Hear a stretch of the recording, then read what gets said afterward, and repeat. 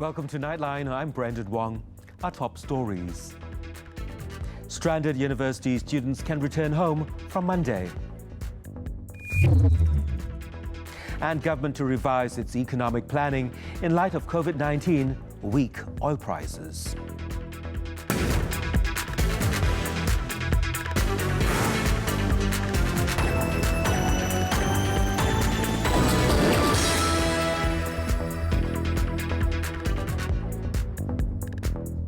Good morning. Prime Minister Tan Sri Muhyiddin Yassin on Friday night joined several world leaders in calling for a global collaboration to accelerate work in coming up with a vaccine for COVID-19 that is ravaging the world. Speaking at the launch of the Access to COVID-19 Tools ACT Accelerator, hosted by the World Health Organization WHO via live video conference, he offered Malaysia's full support for the landmark global collaboration. Saying that he was honored to join this important global call, the Prime Minister pointed out that COVID-19 has impacted all our lives and the global economy in ways never before experienced in living memory. Malaysia is fully committed to being part of this time-bound effort and to take on the manufacturing of some of these tools and vaccines as they become available. And I urge leaders across the globe, donors, the private sector and the scientific community to support this important effort to win this war against COVID-19.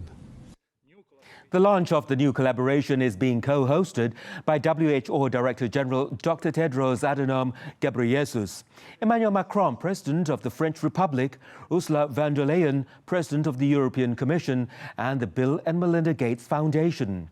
Leaders from Asia, the Middle East and the Americas also joined the video conference, but the United States stayed away. University students will finally be able to return home from April the 27th, with arrangements and costs to send them home borne by the government. However, students who are in COVID-19 red zones cannot return home for now. And for students whose homes are in red zones, they too must stay put, as they are also not allowed to return home. The government will be transporting them by bus from their campus accommodation to their district office or police station of their hometown. From there, the government agency frontliners will then take them home.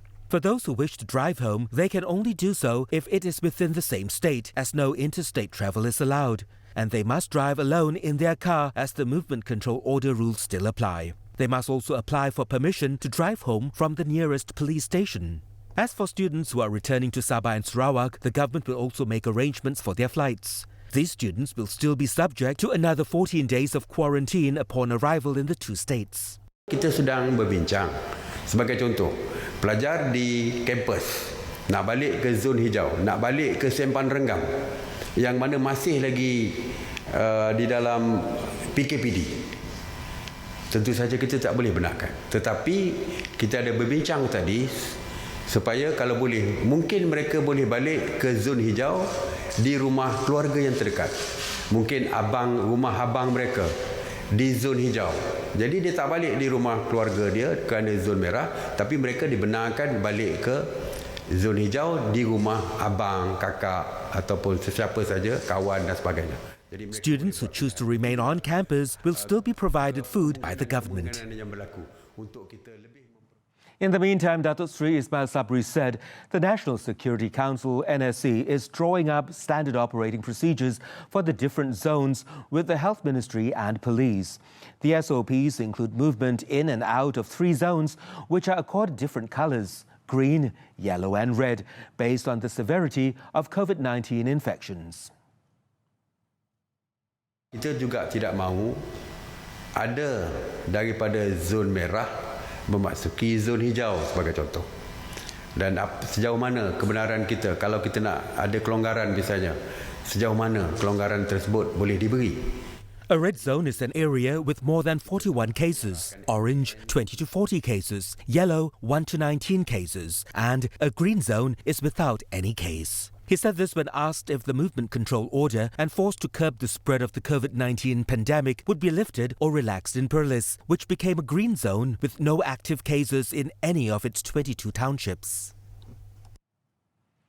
On a separate matter, Datuk Sri Ismail Sabri said Putrajaya does not fix the price for food baskets donated by NGOs. His comments came following allegations that food aid claimed to be worth 100 ringgit was actually only 35 ringgit in value.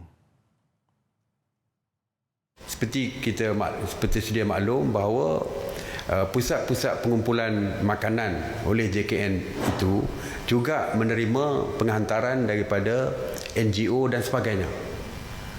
Ya, NGO dan sebagainya. Dan kita tidak menetapkan kepada NGO untuk memberikan sumbangan dari segi jumlah kosnya.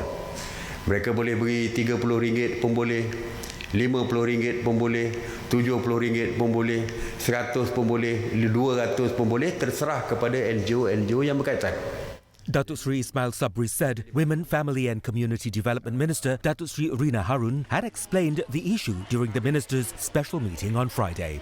On April the 17th, it was reported that about 1.1 million people nationwide would benefit from the distribution of food aid baskets by the Social Welfare Department throughout the EMCO.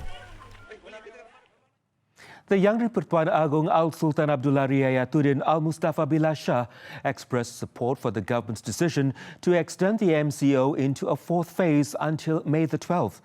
According to the Comptroller of the Royal Household for Istana Negara, Datuk Ahmad Fadil Shamsuddin, apart from the support for the EMCO extension, Al-Sultan Abdullah also supported all the other strict measures implemented by the government to effectively fight COVID-19 in the country. In a statement, Datuk Ahmad Fadil said the King took note of the measures conveyed during an audience with the Minister of Health, Datuk Sri Dr. Adham Baba, on Friday. Datuk Dr. Adham was granted an audience with the King via video conference at 11 a.m, which lasted for about 30 minutes.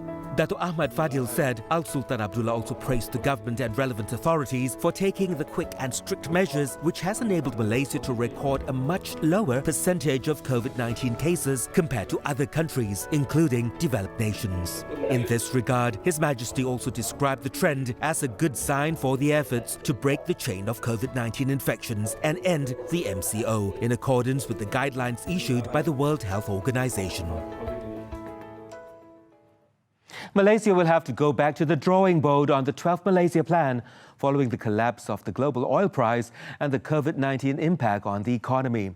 Minister in the Prime Minister's Department, Datuk Sri Mustafa Muhammad, said planning for the 12th Malaysia Plan was done when the economy was okay in 2019 and therefore there was a need to realign, although work on the 5-year plan, which covers the period from 2021 to 2025, had almost been completed.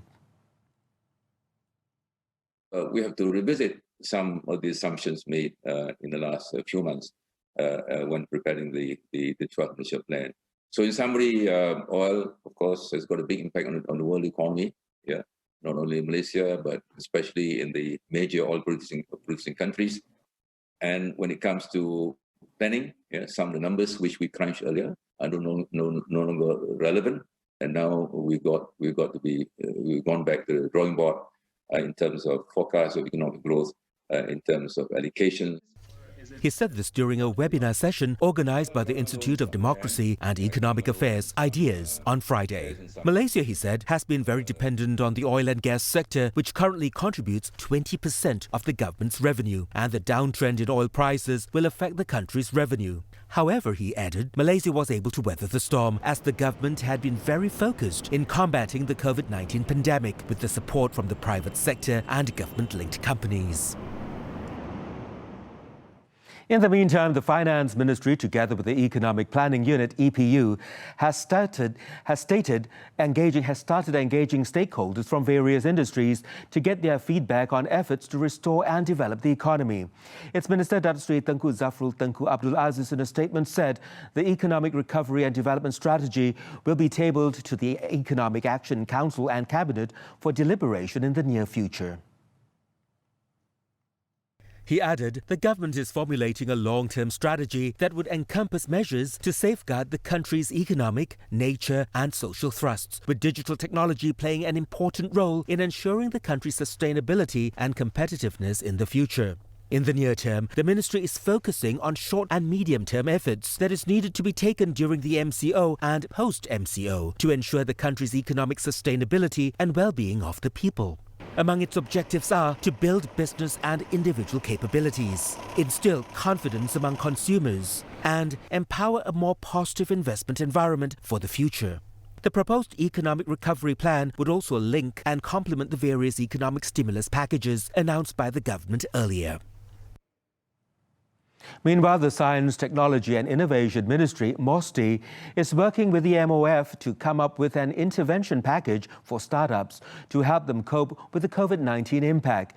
Its Minister, Khairi Jamaluddin, said a study by the ministry found that 40% of startups in Malaysia would run out of cash in the next 2 months.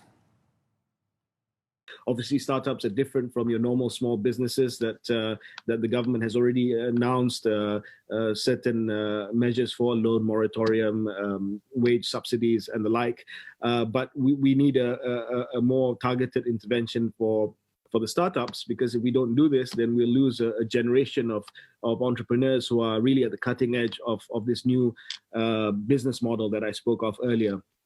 It is expected that an announcement for the tech sector, especially the startups, will be made next week. For now, the ministry is holding consultations with technology companies and startups, as well as listening to their concerns to help them stay afloat following the pandemic. According to a survey done recently, it is estimated that 40% of startups in Malaysia will run out of cash in the next 2 months. The COVID-19 pandemic in Malaysia is under greater control, with no drastic spikes in new cases under the third phase of the movement control order period that began on April the 15th. Health Ministry Director General, Dr. Nur Hisham Abdullah said after looking at the situation, April the 3rd was the peak, where 217 cases were recorded in a single day.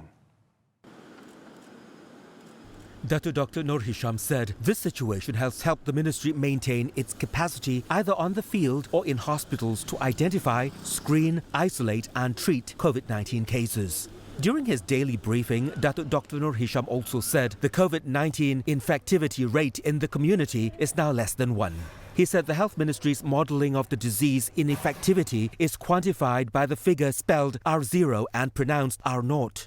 If you were to look into our modelling, our Ministry of Health, our RO, that means R0, that is the infectivity, before the MCO is about 3.55, which means one individual will infect 3.55%. But now, after the 14th of April, we have brought down the RO to less than 1, R0 to less than 1. And now it's certainly less than 1. He said it was also important for the people to remain at home to help further reduce the infectivity rate in the country. Meanwhile, one more COVID-19 fatality was reported on Friday, bringing the death toll to 96 nationwide so far. 88 new cases were reported, bringing the total positive cases in the country to 5,691. And 121 patients have recovered and been discharged. Meanwhile, in conjunction with Ramadan, Dr. Nur Hisham reminded food operators and delivery riders to practice good hygiene and adhere to the ministry's guidelines. This, he said, is to ensure the food they handle is safe for consumption. Citing last year's food poisoning statistics as an example, Dr. Nur Hisham said 516 incidences of food poisoning involving 16,583 cases were due to unsafe or unhygienic handling of food. Daripada jumlah keseluruhan tersebut, sebanyak 34 kejadian keracunan makanan telah berlaku pada bulan Ramadan 2019 yang melibatkan 1,032 kes. Sehubungan dengan itu, orang ramai hendaklah sentiasa memastikan keselamatan makanan semasa membeli ataupun menyediakan makanan untuk diri dan ahli keluarga. He advised the public to always practice the concept of see, smell and taste before having their break of fast and pre-dawn meals to ensure food is safe for consumption.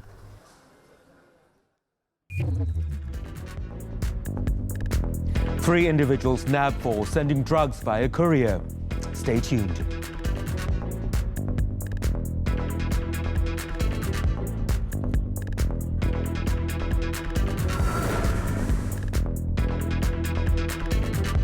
Welcome back.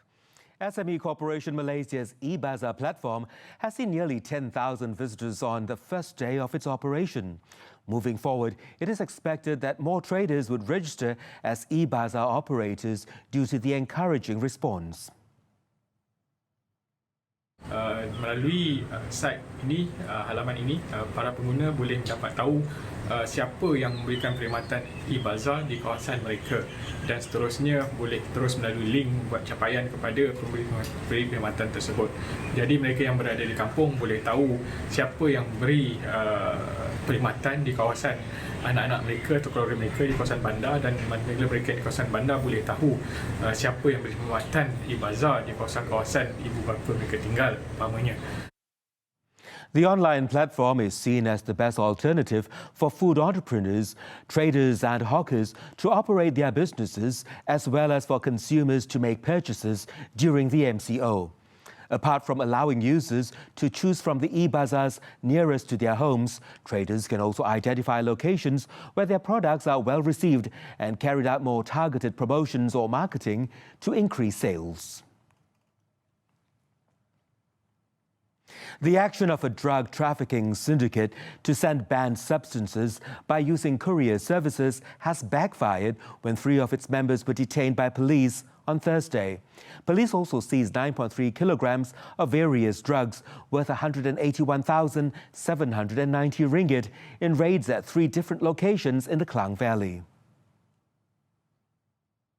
Petaling Jaya Police Chief ACP Nik Azani Muhammad Faisal said a check conducted at a courier company in Jalan Tandang yesterday led to the arrest of the trio. A local man in Sungai Way with drugs hidden in a modified speaker at 10 p.m. last night. Further investigations led to a Vietnamese woman in the Bukit Jalil area, as well as another man in Taman Klang Utama, who were both detained with several types of drugs in their possession. Jumlah dadah yang kita berjaya rampas dalam ketiga-tiga serbuan ini adalah ketamin seberat 1,300 gram, pil Aramin 5 seberat 360 gram, iaitu 1,300 biji, pil ekstasi 203 gram, iaitu 440 biji, dan bahan disyaki dadah 6,936 gram, manakala syabu 300 gram. It was understood that cash in various currencies, jewellery and gold bars worth a total of 335,189 ringgit were also seized in the raids. Police believe some of the syndicate members were still at large and efforts to nab them were underway. All those detained aged between 24 and 37 were remanded for 7 days starting Friday to assist police investigation under the Dangerous Drugs Act. Still to come on Nightline, Indonesia reports biggest daily jump in coronavirus cases. Don't go away.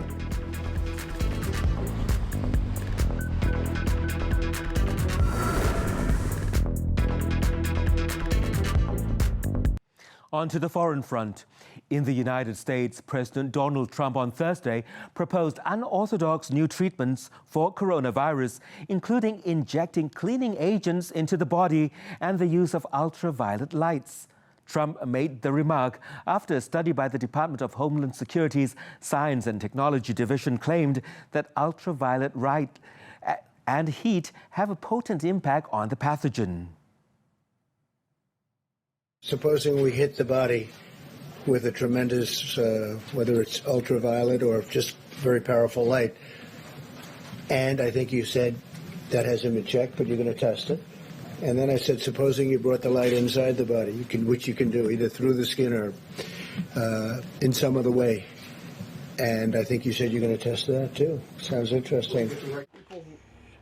It was understood that the study also uncovered that bleach can destroy the virus in saliva within 5 minutes, while isopropyl alcohol took just a minute to kill it.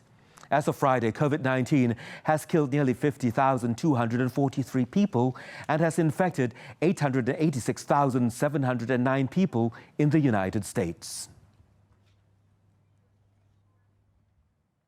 Indonesia reported its biggest daily jump in coronavirus infections after identifying 436 new cases, taking the total to 8,211. According to Health Ministry official Ahmad Yuryanto, 42 new deaths were also recorded, taking the total number of deaths to 689. Yuryanto also said that 42 more people have been discharged from hospitals upon recovery, taking the total number of recovered patients to 1,002. It was understood that Jakarta, the hardest hit area with a total of 326 deaths, recorded 85 new confirmed cases, bringing the total case tally in the capital city to 3,599. Following the development, the government's investment on a mega project to relocate its capital city has been put on hold as the country shifts focus to spend on containing the COVID-19 outbreak. Earlier, the government on Thursday announced that it will impose a temporary ban on air and sea travel, which will take effect on Friday and last until June the 1st, in an apparent effort to contain the spread of the virus. Meanwhile, Singapore has confirmed 897 new cases on Friday, taking the total count to 12,075, the first time in 5 days that new daily infections have fallen below 1,000. According to the Health Ministry, Singaporeans and permanent residents make up 13 of the new patients, with migrant workers living in dormitories continuing to make up the bulk of the increase. Thailand reported 50 new cases and no new deaths on Friday, bringing the total number of cases since its outbreak in January to 2,854 cases and 50 deaths. According to a government spokesman for the COVID-19 Situation Administration, Tawisin Wisanuyotin, of the new cases, 9 were linked to previous cases and 2 had no known links, with 4 other new cases reported from the southern province of Yala. However, despite the low numbers of new infections, Tawisin said that the lockdown restrictions in Thailand is unlikely to be relaxed on May the 1st. In Europe, Spain's daily coronavirus deaths fell to its lowest in more than a month on Friday, with 367 registered in the previous 24 hours, as the government prepared the criteria to ease one of Europe's strictest lockdowns from next month. The new deaths were just a 1.7% increase overall, down from 440 on Thursday and the lowest since March the 21st, underlying optimism that Spain's pandemic had passed its worst. Meanwhile, France reported 560 new deaths in the last 24 hours, bringing its overall total to 21,856 fatalities. However, according to the health department, the number of patients in intensive care is continuing a 2-week decline, falling by 165 over 24 hours to 5,053. So far, 1,653 new cases have been reported on Friday, taking the overall tally to 161,530. In the meantime, Finance Minister Bruno Le Maire said the government will decide towards the end of May on when bars and restaurants will be allowed to reopen, as the government prepares to ease some of its coronavirus lockdown measures from May the 11th. Timo Werner sends clear message to Liverpool over release clause. The details when we return.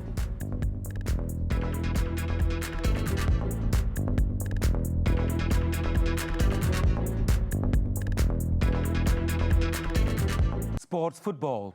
Red Bull Leipzig's highly rated forward Timo Werner is reportedly ready for a move to Liverpool if the Premier League club agrees to activate his £52 million release clause.